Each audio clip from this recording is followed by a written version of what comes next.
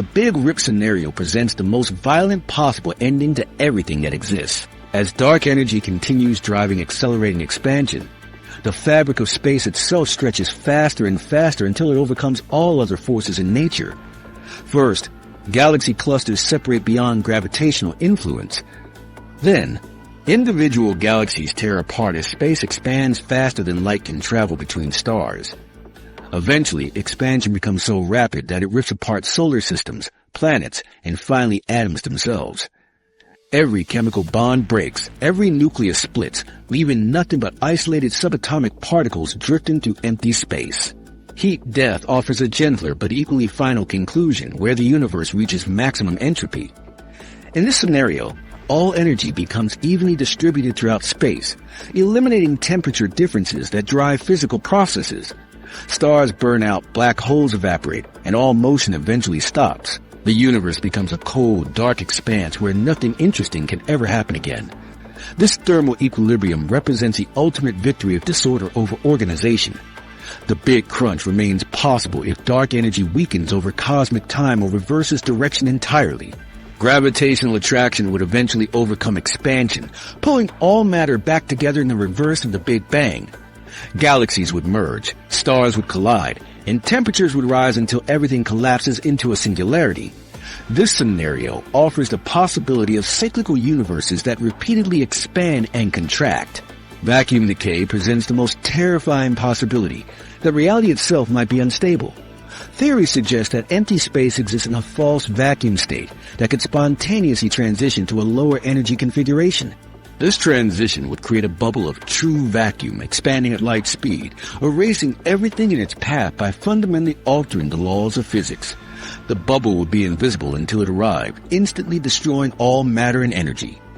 Proton decay affects the universe's trillion-year future by determining whether matter itself remains stable.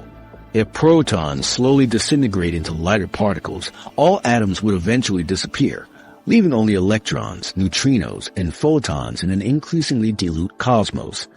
Black hole evaporation through Hawking radiation ensures that even these cosmic giants eventually disappear.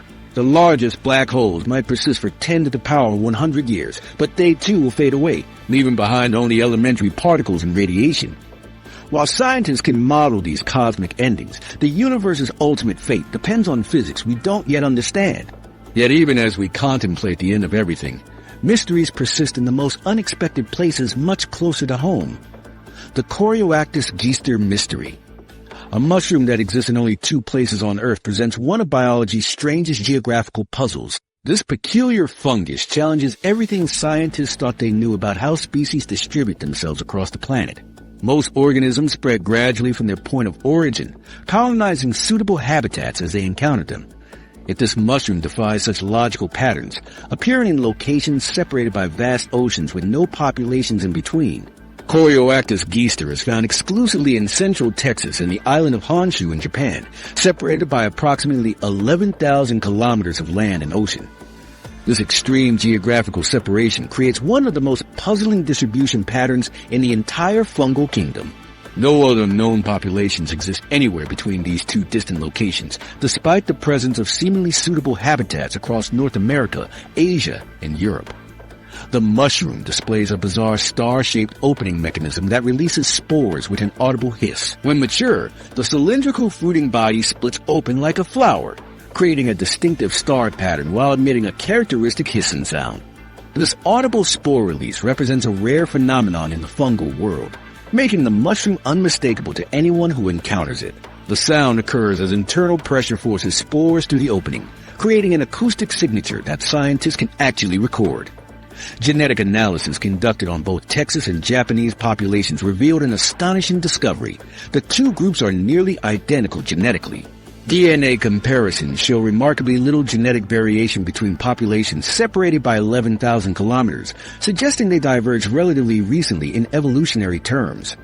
This genetic similarity indicates that the populations have been isolated for a much shorter period than their vast geographical separation would suggest. Scientists propose several theories to explain this distribution mystery.